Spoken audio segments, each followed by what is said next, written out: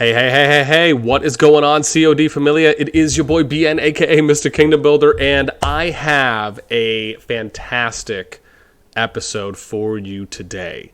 We are joined by the, perennial, interim, at the moment, number one, just destroyer of faces in the game of Call of Dragons, at least at the moment and for the month of October. We are going to be doing a fantastic interview today with Dakka from ROG. Dakka, welcome, and even more importantly, thank you so much for taking some time out to come and chat with your boy. Yeah, absolutely. Thanks for having me. No, definitely. Absolutely my pleasure. I'm pretty excited, as usual, when I interview guests because, I like to try and find, some type of a unique outlier. Like, I know we were talking about this just for a brief moment kind of off air, but for me, being able to try and find kind of unique individuals that either have, somewhere, maybe if it's something leaderboard related, if it's something kind of unique approach related, if it's something kind of alliance management or player management or kingdom management or just having a different perspective, always really intrigues me. And obviously with you being now number one, now I want to know, did you even have any idea of where you placed when it came to units killed across the entire game, or was it more of you felt pretty good about where you were in your server? So I'm curious on both. Did you kind of know where you were in relation to other players that maybe have a lot of units killed, or was it more of, I'm just kind of the biggest fish in this pond right now? It was definitely number two. I mean, I was assuming, I was feeling like I was doing pretty good. I knew I was killing some pixels. I was having some fun, but it was not until some of the guys in my alliance flagged your videos and were like, "Hey, Dakka, congrats, man!" and that I knew that I was even that close up to the top. So, yeah, it was definitely a bit of a surprise. Okay, awesome. And then I'm curious, right? When you found out that you were number, because bear in mind, right? Again, I don't want to go as far as saying that I am talking to, the Destroyer of Worlds royalty, so to speak. I don't know if we're going to go as far as, giving you the Queen Daenerys title just yet. But what I am curious on is your general thoughts that after finding out that you were number one. So this is a two-part for me, but first I'm curious, what did you think when you found out that you had the most kills in the entire game thus far? Well, first off, Daenerys went pretty crazy at the end, so I don't know if that's a very good compliment. So I'll take not being called her yet. Thank you, Game of Thrones writers at the end of that series. Secondly, obviously it felt good, right? Like, I love PvP. I love destroying pixels, and yeah, it felt great to find out that I was at the top. And the first thing I wanted to do was go log in and get more PvP and make sure that I could get that number a little bit higher. Okay, got you. Yeah, no, again, grinding now, it seems like maybe the next milestone is 1 billion, so to speak, to get those kill points. Now, I'm curious, were you aware of any of the other names on the list? And I don't know how much maybe you might have looked at the list or not, but I'm just curious, if at all, were there any other names that you were familiar with? Again, because these are kind of somewhat, you could argue, your contemporaries, right? That obviously just conduct a lot of PvP and clearly vary, right? There's about a 400 mil gap between 1 and 25. But were you even aware or familiar with any other names? Yes and no. I'm familiar with some of the names of the bigger, higher power players like Mephisto and things like that, but I don't, I don't generally keep up at a super granular level of the player base and stats and things like that. I tend to honestly just play for fun, and it's great that I got the record, but it isn't necessarily what I was looking for, if you know what I mean. Okay. No, understood. Very humble. I'm curious. And again, I'm always fascinated by how people kind of get into certain games and what historical playing that you've done from other titles. Now, Call of Dragons, very simply, I always like to refer to games within this genre as kingdom builders, right? Some people will call them 4X, some people will call them just general kind of war strategy games or MMORPGs, whatever it may be. I have always been so fascinated by this kind of kingdom builder term because a lot of the games within the genre that I have played have always really summarized that kind of in its entirety.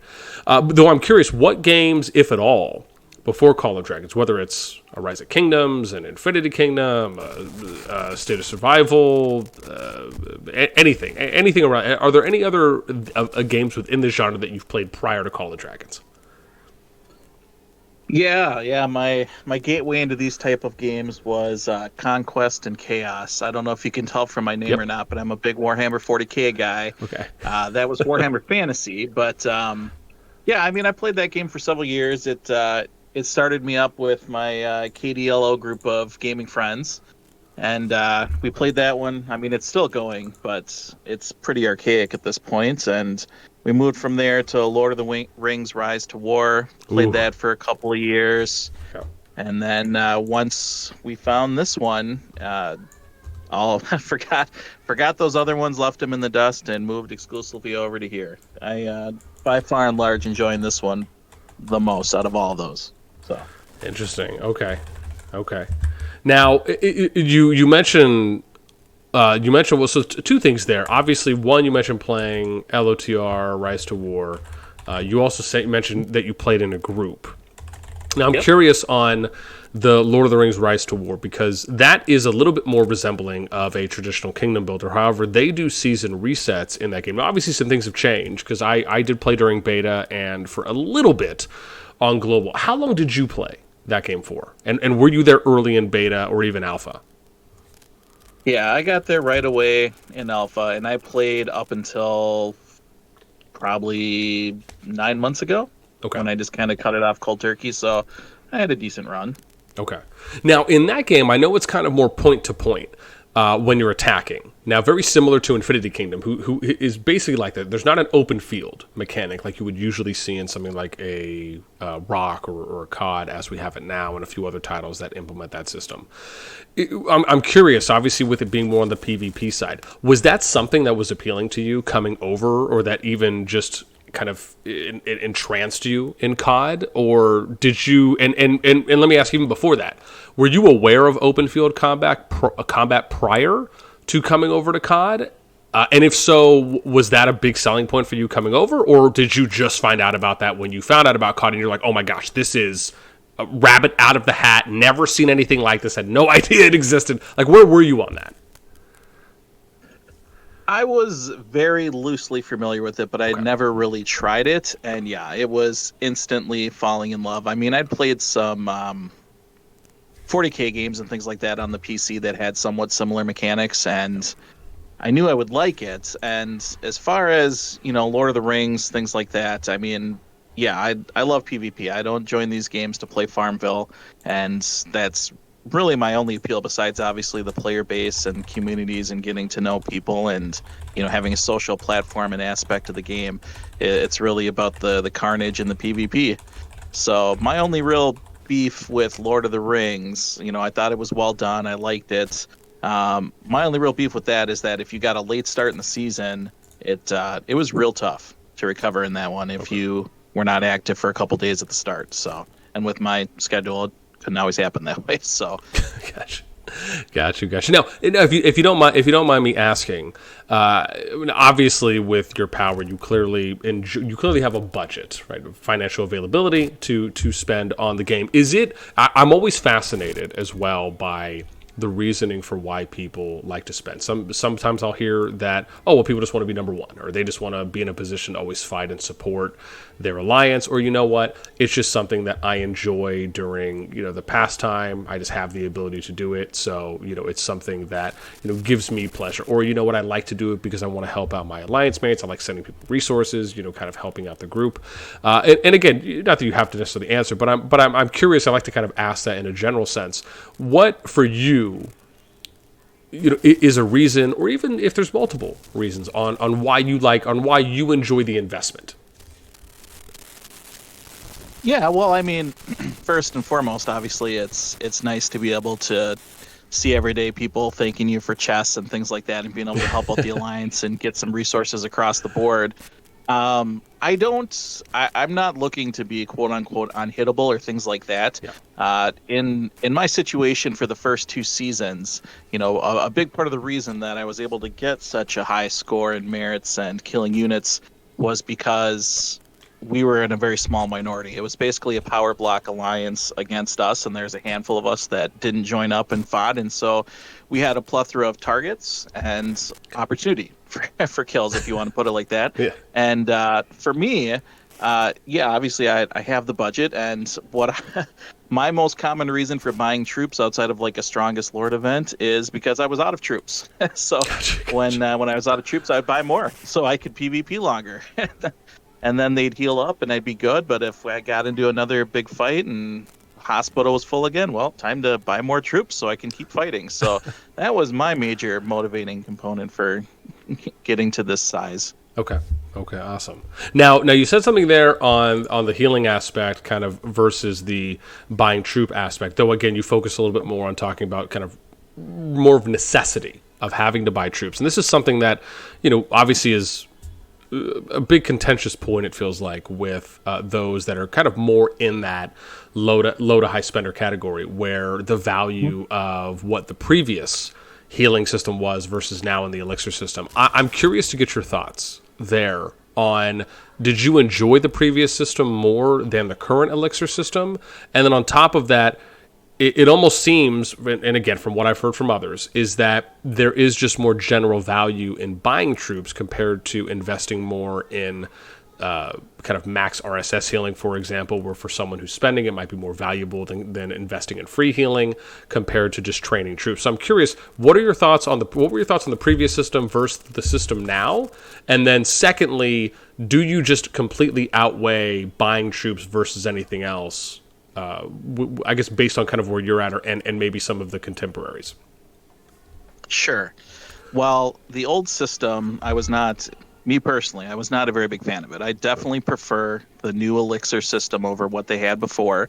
My only contention with it was how they switched in the middle of the season, and you'd have to reset policies. I was hoping they'd be a little bit more lenient towards the free-to-play player base. Obviously, not a problem for me, but others, not so much, right?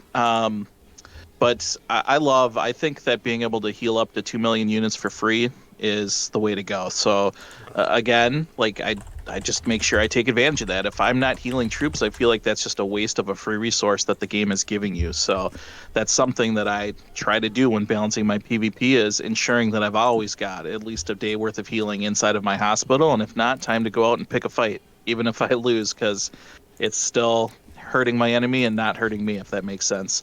And I'm sorry, I forgot the second half of your question. Oh, buying troops. Yeah. I'm at the point now where I probably, once I get to that 2 million healing, unless I really get backed into a corner and really end up with this huge hospital bill, I'm at the point now where if I can heal up 2 million troops in a day, I can't foresee having too much higher PvP healing bill than that.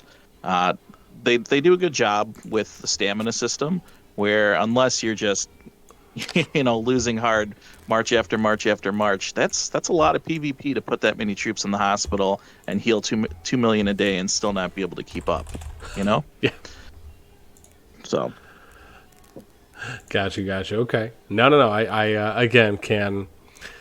Well, I don't know if I could say as much as I could sympathize, but just because based on where my powers, but I can understand where you're coming from, and it is something that I know we have generally heard from others as well when it comes to kind of their view on it. I remember in the very beginning there was kind of this, I don't want to say kind of a bad rap or a bad taste, but I know that it was very contentious. There was kind of this up in arms on, well, how is this really going to work?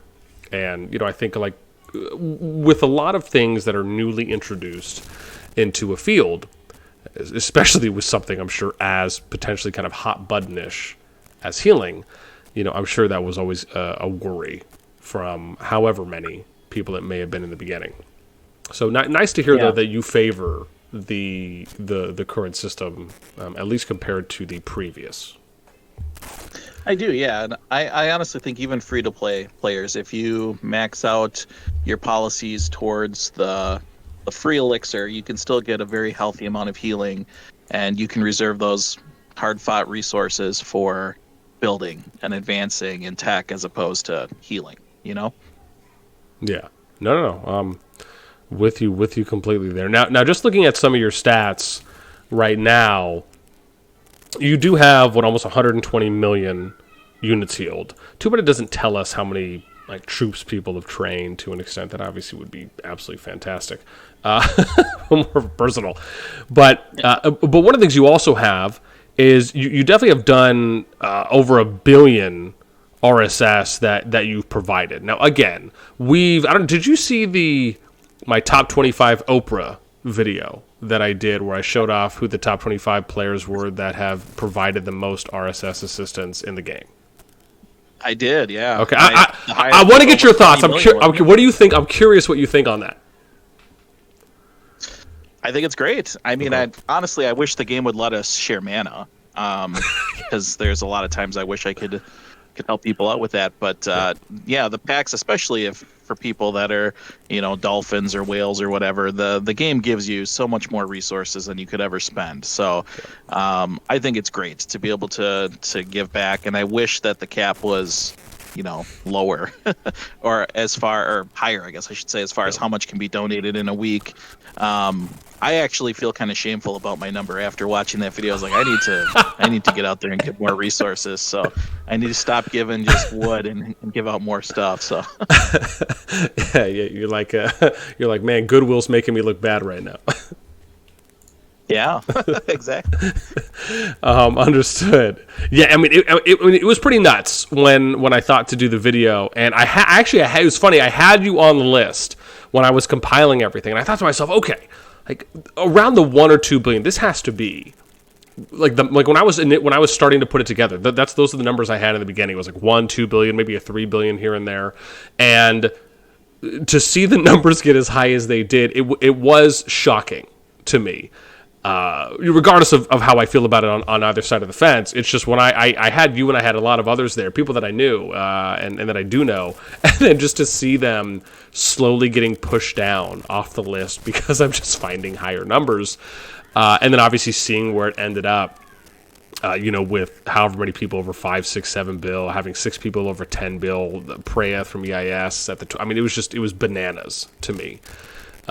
Seeing that amount, I mean, it almost felt to me that they had to have been donating from pretty early on, right, and maybe even consistently on somewhat of a daily basis. But I'm curious to ask though, for you, when you think about donating to players, and I say this because this has kind of always been somewhat of a, I don't want to say a touchy subject, but it is something that you have people on certain lines for this one, right? You have the half of the people who feel that spenders should not be able to donate to anyone because it's a way to essentially boost people to T4, boost them to T5, and in something like Rock where you don't necessarily have as defined a cap as you do in Call of Dragons, we'll just put it that way.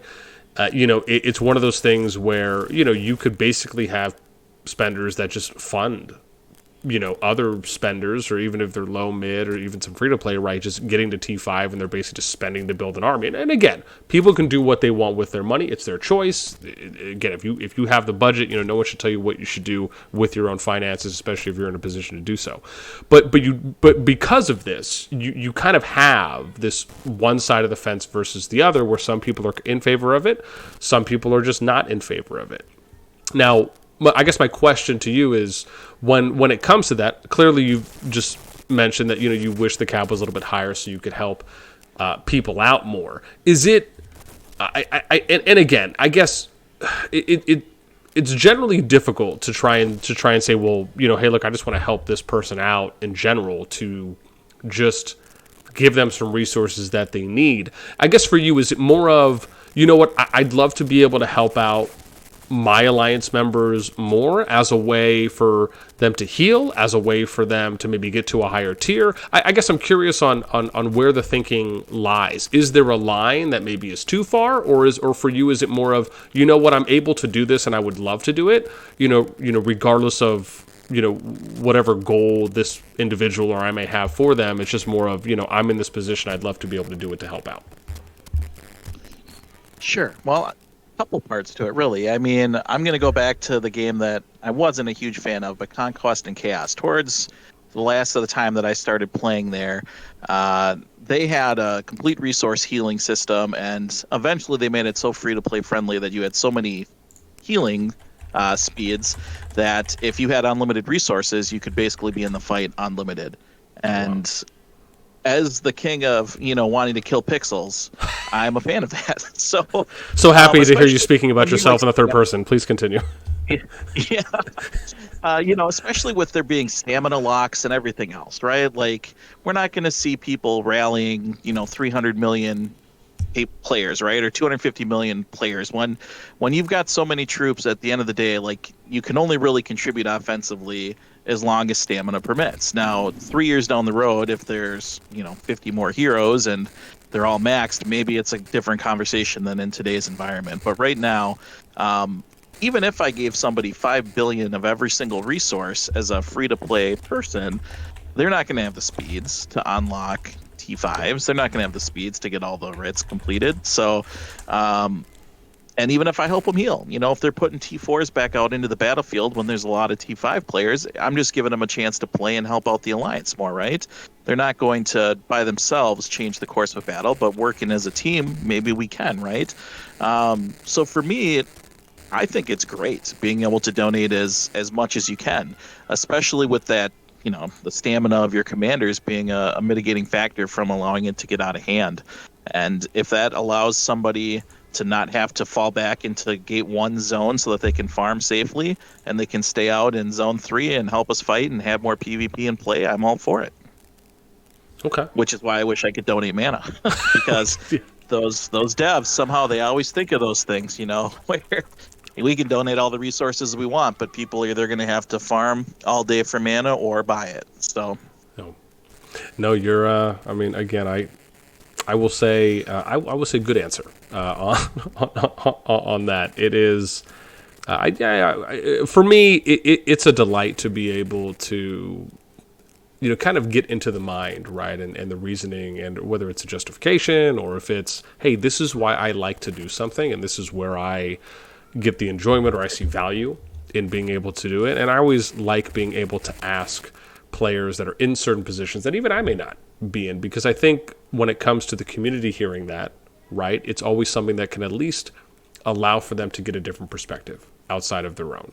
And regardless if they may agree or they disagree, I think it's nice to be able to hear, why people like to do what they do. And how some people feel, because some of us, like you just mentioned, right, you come from some games that, like Warhammer, something I haven't played myself. And, I'm actually playing a little war clip right now while you were talking about that, just to try and see some PvP for how it played out.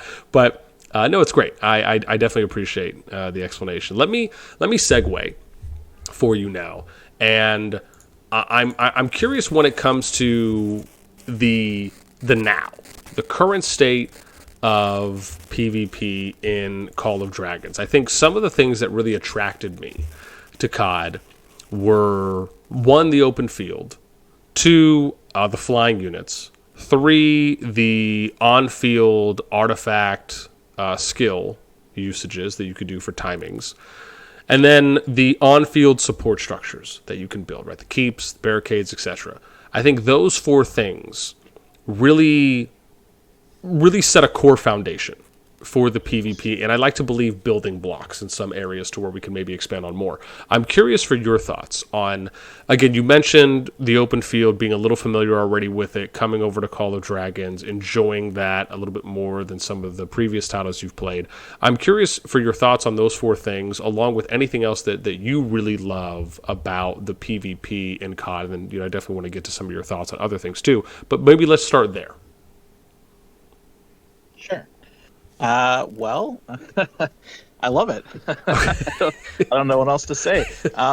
Yeah, I mean, I really enjoy it, and I love at the top. I think it is well balanced, right? I mean, most games have some kind of system where horses beat archers, archers beat infantry, or whatever, right? So, when it comes to PvP, I love the fact that I can look across right now at the meta and say, okay, everyone's using mages. There's mages everywhere, so I'm going to use archers. right? And I know that in a fight, I'm going to be focused when I hit that field. So again, I'm going to use archers because that counterattack, even though they're going to take me quick, I'm going to take them with me, right? Yeah. So I like that I can look at the field and, plan my artifacts, and that they've got the artifacts a wide variety, right? I can use blink and get behind somebody's lines and mess around for a couple seconds and then come back. I can use flyers to try to outmaneuver. We can set up choke points with barricades and, put up keeps, just like you said. We had some terrific fights last season where, despite being outnumbered vastly, both in total players and T5 counts, we were able to build up a couple of double keep fortifications at bridge crossings and load it up with barricades and completely outpunch our weight class, and just create a killing zone. And, that it gives smaller alliances or, tactical options. If you're getting beaten in a war without having to surrender and fall back, you can kind of pick where your fight is or force them to build a lot of towers, to get around those choke points if they can, even in the first place. So I have no complaints when it comes to PvP for this game. I mean, obviously, as we get more heroes, more artifacts, it's going to open up more possibilities. And I just love the balancing factor too, with the current meta being so mage heavy and ranged heavy. It makes it so that even a group of T4 players, playing as a team and working together, it's possible to stop a whole bunch of T5 players just by beating them with splash damage from mages or setting up choke points or slowing them down with the barricades. So, yeah, I think it's in a great place. My only complaints about it are the opportunity for PvP in some cases, but I'm coming from, again, I'm excited to see how this season goes for me. Because, again, the last couple seasons, it was a target-rich environment because it was us versus the majority of the server. This season, it's going to be a little bit different feel for me with how it's shaping up, and I'm excited to see how that plays out. I might have a slightly different opinion at the end of this season, but hopefully not. No. Because I think with your group, you've actually gone through a season 1 and a 1+. So you're now just getting into season 2. That's right, for your timeline? Correct. Yep. Okay. And PvP unlocks on Sunday. Oh, okay. Yeah, there you go. He's like, hey, shh, just parade all day. So, and I'm curious because I've done some videos on season 2, and I'm sure obviously you've probably have seen or have talked to others or some I'm sure may have, whether it's through the grapevine, however it may have happened, whether it's through others or through your own research. When it comes to the season 2 map, my view, and I'm curious to get your thoughts here because, again, right, some of the newer kingdoms have not gone through 1+, right? Some of the newer kingdoms are essentially going 1 right into 2, right? So they're missing out on 1+ entirely. Now, whether or not 2+ will come, I know there's some rumors there where we might see a 2+ and then eventually a 3. However, for me, for me, the best map I thought that they have come out with thus far has been 1+, because I loved how it felt like they learned from season 1, because season 1 really, in my view, is more of an introduction, right? It's not meant to, in my opinion, be kind of a full-out brawl. It's meant to be more of a, hey, you're as a new player, right? Because the majority of players that are getting populated into newer kingdoms are usually new players, whether it's they've never played a kingdom builder before, or maybe they've had some light introduction and they're getting into the game.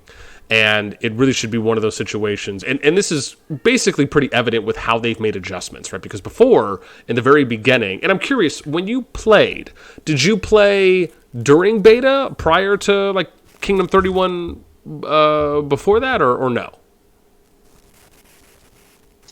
I believe, I'm not even certain, to be honest, when the timeline with beta started. I jumped in on day 3 of season 1 for server 9, whatever timeline that might have looked like. Okay, awesome. Yeah, so you were totally in the beta phase then at that point. So, because Global came out with 32, and then you had 33, but 31 before that essentially was what they refer to as the beta servers. But the thing is one of the evident points that we've seen in the progression of how adjustments have been made in season 1 is before, you could basically place your CF anywhere. You could pass hop and then just CF place, and you could essentially wreak havoc across an entire zone 1. And this was something that was, in my opinion, just unfortunate. I've seen this happen in games like Infinity Kingdom, where you get into a KVK and you could basically win the entire KVK within Zone 1. Right? You can invade anyone's Zone 1 region, and then the entire season is basically over for everyone. Right? You could have had this amazing 70-day or 2 or 3 month period that you had planned out, but because everyone's getting wrecked, essentially, in the first week, it all of a sudden becomes a big demotivator. It's a big turnoff for players that were really looking forward to maybe being able to advance, right, in future zones. And this is one of the things I really like that Rock does well with some of their KVKs, especially the early ones, where they had this nice zone progression where you start out into Zone 1, and then you could fight in a neutral Zone 2, essentially, but you had to be able to beat Zone 2, like fight your way through to then get to a Zone 3, and then you would eventually go to a Zone 4, which is like the final zone that they did it. And there was other variations they did, but the reason I like 1 Plus is because they, to me, felt like they really improved upon that, where they said, look, we're just going to give you 4 starting Zone 1 regions, and then we're going to give you the 3 other Zone 1 regions will be the neutral ones that you can then take over, and people can choose to fight in those areas. But then you still have the safety of going into Zone 2, and then you'll fight again in Zone 3. And then obviously, kind of bring it around full circle. So with Season 2, there's not really that. It's very safety heavy with there being, it's more conservative, I would say, with there being the neutral Zone 1s at the statue fights. So I guess I'm curious for you on what was your thought going from Season 1 to Season 1 Plus, and then now to Season 2? Well, not to be a parrot, but I think I pretty much agree with you 100%. Oh. Season 1, I was on the receiving end of that unfortunate Zone 1 demolishing, and we basically ended Season 1 just clinging to a couple of flags and nowhere to go, right? Luckily, we weren't completely wiped off the map, but yeah, I thought that Season 1 Plus was a very nice improvement to give people at least one spot of safety where the free-to-plays and low spenders can farm happily and safely, and you can go back there and recover, and you can always dip your toes out into those neutral zones or into Zone 1 or 2, depending on where you are. I do agree as well that, as much as I like PvP, it is a necessary thing to have some segregation between the zones, have them slowly unlock, and give people a chance to actually play the game and play the season on the off chance that there is a much stronger force that keep them from wiping everyone out completely early and often. This season, like you alluded to, we haven't quite unlocked PvP yet, so I'm not sure how the statues thing is going to go. I could see it going both ways, because I could see a vast amount of troops pouring in, but from gates on both sides and having lots of great PvP brawls. But I could also see it kind of being a dead zone where everyone just sits on their side of their gates, looking over at the other people, wondering if anyone's going to do anything. So everyone's got their binoculars out, just wondering who's going to move first. Right. Yeah. I mean, I've seen both, in a couple of seasons where, when you got those long hikes to get across the gates, sometimes there's not a lot of incentive for people to come out. So. No, I can definitely understand that. I don't know if anyone necessarily signed up for some Boston Marathon runs here inside the game.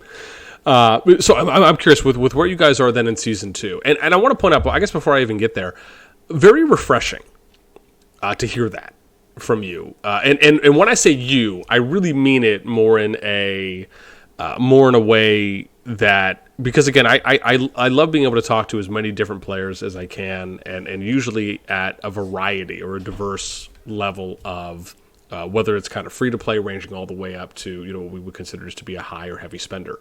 And to me, it is always very.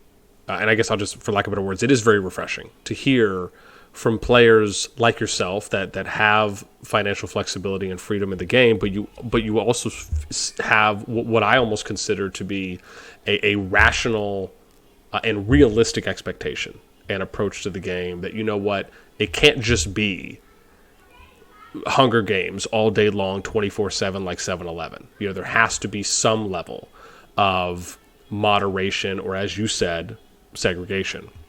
to where it's not just kind of a constant brawl. And to me, I love hearing that because I very much have always been in belief of that. It's not to necessarily say that, hey, we should never do PvP, but kind of having a controlled level of PvP, even if at, let's say, the end of the season, you want to say, we'll just open up everything, right, for maybe the last week, as an example. And then you kind of, and I did this map that I drew on one of the videos that I did where I said, well, look, one thing to me that makes sense is if you take the Season 1 Plus map, but you build upon that even more for Season 2, where you would say, okay, we're going to have these 4 starting regions, but then you're going to have a neutral, very similar to 1 Plus, right, where you have the neutral area that's in between, or maybe that's in front of, and people can build to it or build into it, but then you also have the flexibility to go into Zone 2, and then once you get into Zone 2, then there's another neutral zone that's between you that you can go into, right? So you're basically creating these big PvP battlefields that, or decent size, we could say, that you're giving the flexibility for people to build into, but you can also do the statue, which to me, and again, I don't know if you guys have done the statue stuff yet, because I know you're still pretty early in Season 2, but to me, the statue play has always felt, it looks like a mini game to me, right? If I'm going back to my lovely N64 days of playing Mario Party just all day long, I immediately think of, this is a mini game. This should not be the main attraction. This should be a secondary thing to do, where you're still allowing for a level of PvP to happen. Because the point you bring up is incredibly important, which is that not only is the long hike hard to really justify, depending on how far you might have to walk, but also the fact that if you have enough people online in the beginning, you can really crush people from even being able to push out their gate. Like, you could lock in alliances right at their gate, and now they're not even able to enjoy this neutral Zone 1 that you set up to do PvP in, because all they're doing is some Call of Duty camping. Nothing against Call of Duty, but that's kind of the impression that you get. I've seen this happen in multiple kingdoms, and it is, yet again, kind of a big turnoff. And then you have to think of, well, what's the golden solution? So I'm curious if you've seen that, if you've experienced that, and then, do you feel like, and let me ask you from this perspective, because this would be I'm curious what you think on this. This would be my solution to that is, let's say we have a neutral PvP zone that maybe is, let's say, maybe half the size of what an S1 Plus Zone 1 region was, right? So maybe not as big as Kaltia, as an example, but maybe about half the size, right? I don't necessarily think it needs to be an entire Zone 1 region for this neutral zone. But let's say it's half the size of Kaltia, and you have a barrier in the middle, right? I don't know, have you ever played RTS games like the Age of Empires, Command & Conquer, StarCraft, stuff like that? Or you're familiar with it? Yeah, of course. Okay. Yeah, of course. Have you I ever love those old Blizzard games? Oh, lovely. So have you, like it says, little Blizzard games. But have you ever played? So I used to play custom games a lot, and one of my most enjoyable custom games was playing no rush games. I don't know if you're familiar with this, where you basically would say, we're going to do a no rush 30-minute custom lobby, and you could do 1v1 or 2v2s or 3v3s, and basically what you would do is you would say, well, look, we're going to start the game, and the idea is you're just going to build up as much as you can for 20, 30, 40 minutes, and then once the time limit is up, then everyone goes at it. Yeah, no, I'm very familiar. Instead of getting your face smashed by Zerglings 10 minutes in, you're getting rushed by carriers. yeah, I mean, more or less, right? But the concept, right? That's really where I'm focusing. So if we look at the concept of this type of a no rush approach, and let's say they applied something like that to Call of Dragons, where in this neutral Zone 1 area, let's say they had like an invisible barrier that went across the middle of the map, as an example.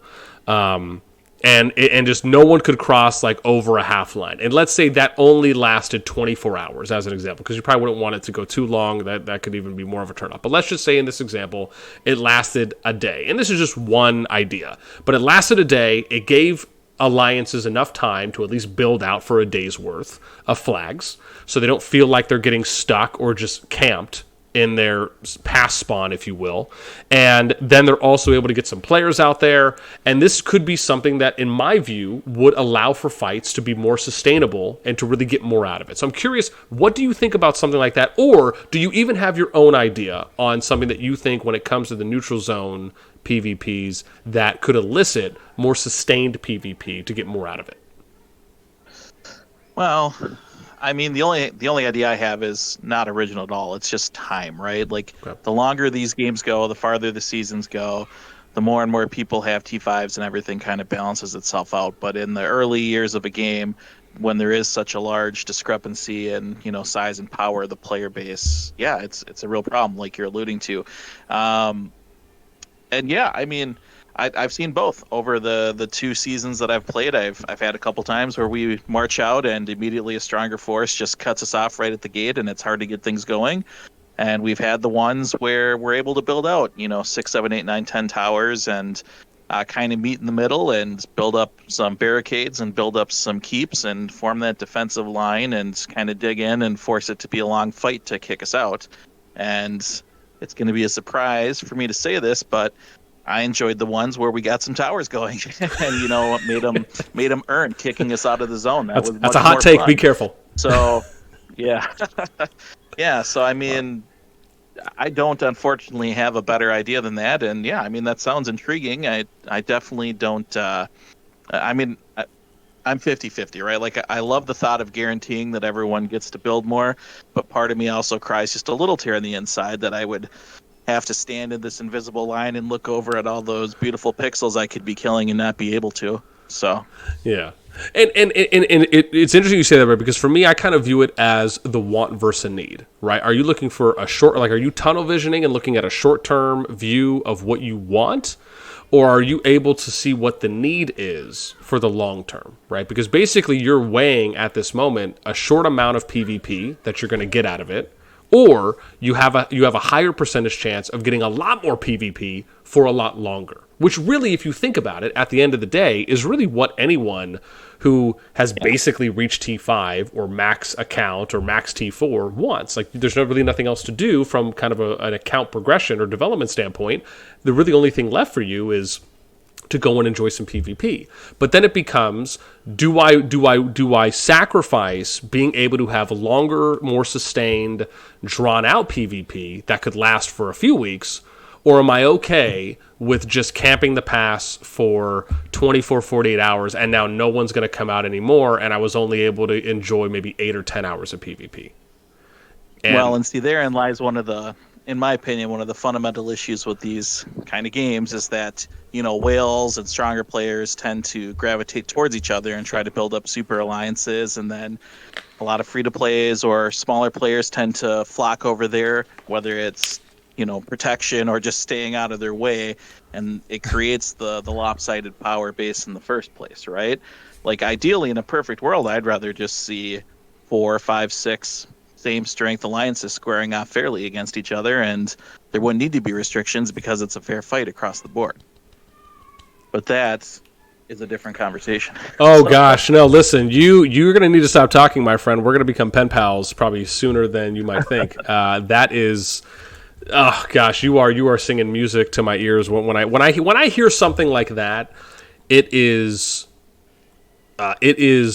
illuminating in the best way, because And doing these types of interviews, I want to say, first off, I very much appreciate you saying that, because one, that's how you really feel. And to me, it almost feels as though you have a great level of understanding for what the short-term versus the long-term gains are in the PvP space for these types of games, but also when it comes to, like, and I'll give you a great example, right? This is something, I don't know if you're familiar with, like, the TA family alliances, if you've heard of them. They started off in Kingdom 2, which is where I started. Yep. And there's this thing that was going on in their season 1 plus, where basically they didn't have, and this is exactly what you were just talking about, which is why I love so much that you said this. So when they started off in their season 1 plus, their approach was, well, let's just grab the best of the best players. And I'm not saying that they went out there with this pure intent, but part of it was, let's recruit top players. Another part of it was that top players just gravitated to them, right? It's kind of wanted to join in on the 1% or the top end, right? I refer to these as more mega alliances with this type of ladder climbing effect structure that we usually see in these types of games, which is pretty much what you alluded to. And because of that, TA ended up going through essentially the entire season 1 plus with arguably no sustainable and healthy PvP throughout the entire season, and it was boring.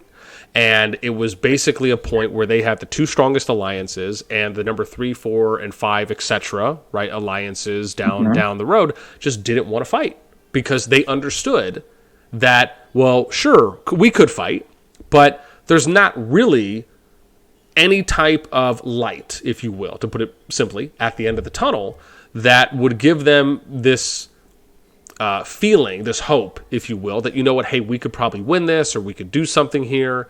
And it basically demoralized the alliance, or demotivated, we'll say, is probably more appropriate, or disincentivized them from actually wanting to go out and fight. And then if you look at the situation now, in season 2, they're kind of doing it's a little bit of that right now. However, they are getting a little bit more PvP action. I just did a video a few days ago of the fight there in the kingdom, and so they are getting a little bit more action, but it is clear that they are stronger than the other alliance. Now, this is not their fault, right? I'm not saying this is like, how dare they power up, how dare they invest, in the game. Yeah. Nothing to that matter. It is something that is more systemic than that when it comes to how do you try and create an environment, like you said, where you can have even matched up alliances going against each other, because really at the end of the day, that's the golden age. If you want to have the most sustained and longest amount of PvP, you'd have to have in an example, in the perfect world, like 6 alliances that are each 5 billion power or within 100 or 200 million of each other, then you split it up and you do a 3v3. But it's a difficult question to answer, but that's something that they went through, and I'm sure, and there's a couple other examples, but they're probably the more prominent one that I'm aware of. So it's very interesting that you say that, because I'm very much in line, I very much believe in that line of thinking. So, yeah, well, not to keep saying the same kind of stuff again, but I mean, that was exactly our first season and second season experience as well, and I'm right there with you. It got to the point where the alliances that have all grouped together are basically creating friendly wars with each other just to try to get in some PvP. And, my thoughts are antithetical to that.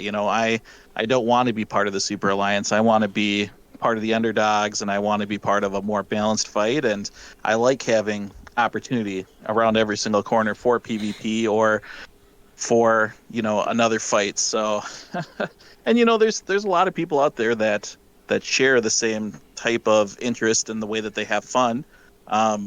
Something I always pose in my servers and questions as these mega alliances are forming, is why are you playing the game? What is fun to you, or what is winning? It's something that I see a lot where, sometimes the tough talk or the trash talk or trolling or whatever you might want to call it comes out on world chats and things like that after some nice fights. And a common one I saw was, you might have all those merits, you might have those kills, but you're never winning. You're not in zone 4, you don't get the dragon. And to me, I found that funny a little bit, because that's not why I play. I just play to have fun with my gaming group that I play with, and I play to just have fun PvP. And as long as I can accomplish those two things, that is a one season for me, Oh man, I'll be honest, I might cry. It is in the best of ways. It is. It's very. I've said this before, but it is very refreshing to hear that mindset where, I love when I have an opportunity to speak to people like yourself and others that, to me, it feels like there's just a really good understanding of big picture. Right, versus those that might tunnel vision on, what's the now, or what's right in front of me, what do I want in this immediate moment, right, versus what is really good for longevity and kind of long-term health of the game, of the kingdom, of the alliance, and of the average, let's just say everyday player, right, on their day-to-day experience. So yeah, no, that is magnifico. To me, to say it in another way, it is one of those areas that I very much enjoy talking about, and these are the conversations that, for me, when it really comes down to, why do players do what they do, right? And one of the things I have to talk about is things like player psychology. Why do players tend to have certain actions or reactions to things or situations that are happening in the game, whether it comes from a level of understanding or a level of misunderstanding, or not knowing, or just not being informed, or not seeing something at all, or just seeing something for the first time, in other words. And I think for something like this, when it comes to, I mean, how many people come into these games and just think of it as a war game, simply put? And you're going to have a group of people that feel that way just as much as, like you said, you and others who have similar mindsets and approaches on. We are always looking for that fair matchup because, and I'm curious, based on you saying that, it almost sounds as though you value more of being able to what we would say truly outplay, right? Kind of like you're playing a chess match, right, where everything's kind of even on the board, and you want to out strategize, you want to outplay them tactically. Intellectually, like you value that a lot more than if you were to, just ball bust people because you're like 5 billion power stronger than them. Exactly. Yeah, it does make me happy to know that we're out, the Alliance and I, and we're outnumbered horribly, outpowered horribly, and see the numbers that our Alliance put up as far as PvP and merits and kills and things like that. Like, yeah, it feels great. It's a lot of fun and it's just more of a challenge, right? Like, I value that as well. Like, you were talking about the mechanics of moving around the battlefield and when to send 5 marches, when to send 1 march. Am I sending archers? Am I sending cavalry? Am I sending flyers? Like, I love the chess match. And I love trying to see how high I can get on each march before they are decimated and sent back. So... Yeah, no, I mean, I love it. And I'm curious your thoughts, because I mean, it seems like, maybe you've seen a video or two where I've talked about that. One of the things I've actually started doing on some of my videos is using my little drawing overlay tool. I wish I would have thought about doing this earlier, but I very much love it because I like the visual aid that it provides. But for me, I've watched a lot of like pro StarCraft matches, pro Warcraft. Like I love that, watching the GSL, I think the ESL or whatever the other one is called. I'm forgetting. I know they have the 2 pro leagues there in South Korea for in Seoul there for StarCraft, but I enjoy watching those matches, and it's always been something that's really interested me because I like being able to watch other forms of strategy within games, because I just think you can draw a lot from that, right? It just kind of expands your perspective and your approach when it comes to something like this or anything else for that matter. And I think because of that, this idea of where is the ceiling, right? Where's the potential, like the full potential, so to speak, when it comes to PvP? And one of the things I often talk about is, when we touch on kind of full coordination or true coordination within your alliance of, you have this flying battalion, you have your infantry and your cav set up, you are constantly flanking, you're trying to divide, you're pulling apart multiple positions to have multiple battlefronts. Like this was something we did in our home kingdom for our project, and when we were fighting against another alliance, and we found that fighting on essentially multiple fronts, where if we're fighting on 4 or 5 fronts against this alliance that was basically looking to become a mega alliance, we found a lot more success on that front than if we were fighting on 1 or 2 fronts where they could have a more consolidation of troops. And I'm curious, when it comes to you fighting in the battlefield, is that something that you've noticed as well? And then the second part to that is does it somewhat excite you about where the ceiling, the potential is for where PvP can go from a strategical and tactical level compared to where we are now? Yeah, I mean, I will be the first to say that just, my schedule in the first couple seasons being what it is, up and down, I play solo a lot more than I would like and I would want to. Like, there's a lot of times where I might be up randomly at 2 a.m. and I would just send out some marches and go fill up that hospital, and I'm playing solo, right? But the funnest, most enjoyable part of this game for me has always been when it is the whole team battles, right? Whether it's a massive slog over a couple of bridges trying to get a choke point, or whether it's sending out, like you mentioned, sending out rallies and trying to break them up from behind with cavalry or archers, or trying to knock those out. And just hitting them where they aren't, right? Or like you mentioned, fighting on 5 fronts, just trying to be opportunistic, right? It has not always made me friends, but I'm not opposed to hitting farmers. I'm not opposed to porting in and, if our tower's being knocked down, going after everyone knocking down the tower, or going after builders. Like, when I PvP, I go for whatever the opportunity is, right? If it looks to me like I have a window and they've made a mistake and I can wedge in there and kill their marches, then that's what I do. And when we can work together as an alliance to hit multiple fronts or to break them up, or swinging behind them, like, yeah, that is absolutely fantastic. Whether it is rallies or getting together a group of 30 flyers and going off raiding. So, yeah.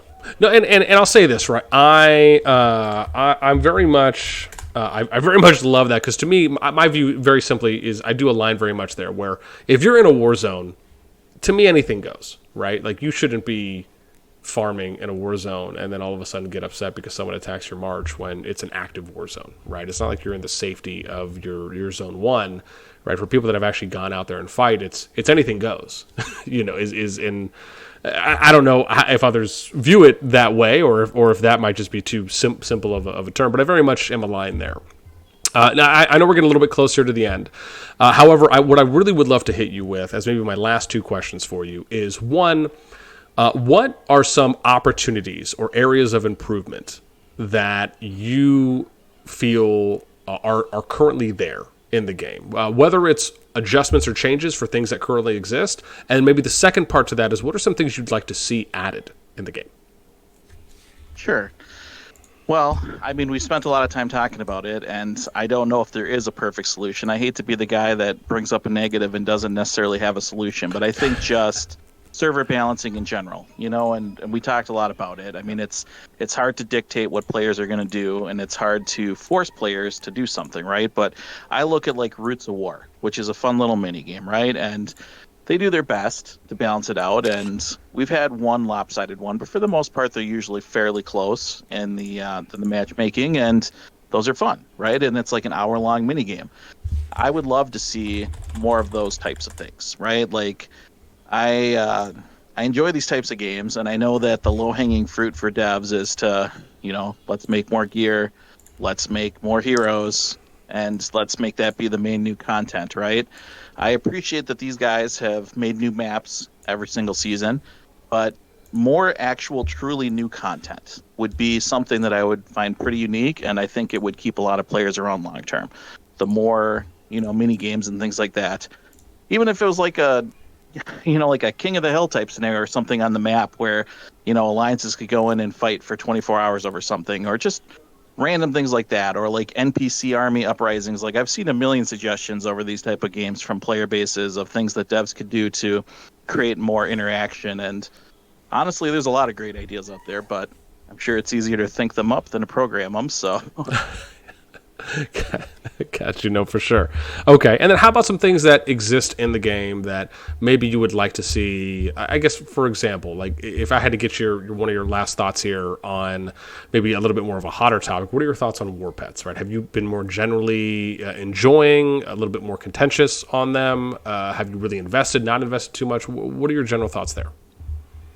I haven't invested anything in the war pets. I mean, they're cute. They're nice to look at. Yes, they're cute. They're cute. I like that my polar bear rolls over when I click him.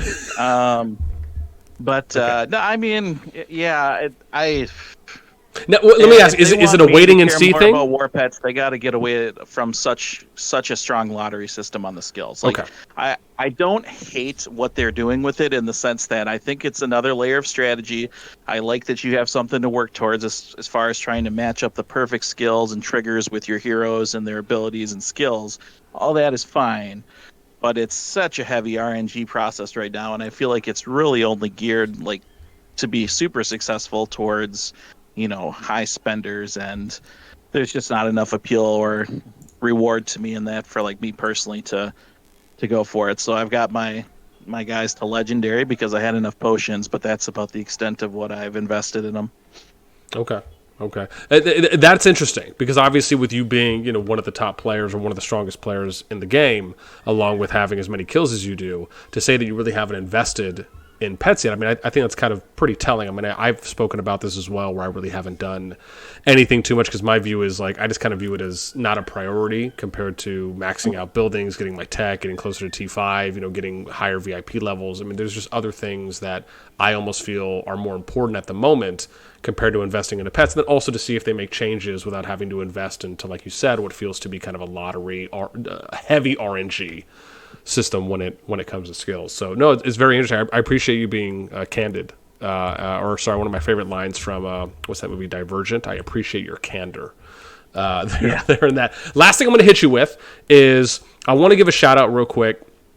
Because I did message some of your alliance mates before we started. I wish I would have done this before, but I wanted to shout out two people that had some nice things to say about you. One, and obviously people that just had time, of course, because it was short notice. But Doomstar did reply and said that they really thought about how they can work with you and around you for strengths and times. They said that they have some big plans to work with you for this season, and also wanted to make a note that most of your merits, if not the majority of your merits, are not necessarily from like farming, like merit farming or going around and killing gatherers. And so I just thought that was really nice for him. And the other person was, I think Ronin is what he has. And there's some special characters there after that. Kind of, I think he has like what's the assassin game I can't think of right now.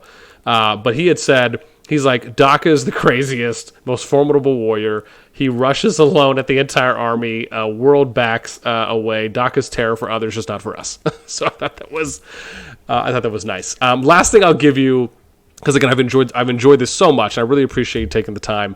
Any shout outs, declarations. I love giving this at the very end. For anything you might have, go ahead. Yeah, of course. Well, I mean, first off, I have to shout out to Chris and Darky and all of my KDLO guys and gals. Be sorry that I've been playing with for years, and they make it fun and exciting. And I wouldn't be playing these games, so I mean, my pocketbook would be happier, but I would not, if we weren't playing these.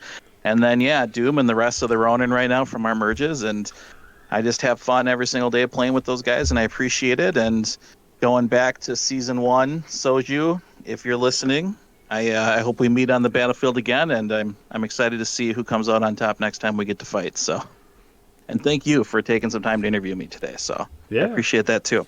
Oh man, no, this has been an absolute blast. I will end it there. Again, Dakka, thank you so much for taking some time out to come and chat with a friendly neighborhood spider Call of Dragon man myself. This has been an absolute pleasure. I absolutely loved picking your brain and hearing some of your thoughts, and hopefully the community themselves will enjoy being able to hear a different perspective from some of the other top players in their own categories throughout the game. So with that being said, again, thank you so much. I'm going to go ahead and I guess we'll end it here. I'd love to hear your guys' thoughts on this interview. Let me know in the comments down below. Give shout outs and love to your boy Dakka. And yeah, that is going to do it for us.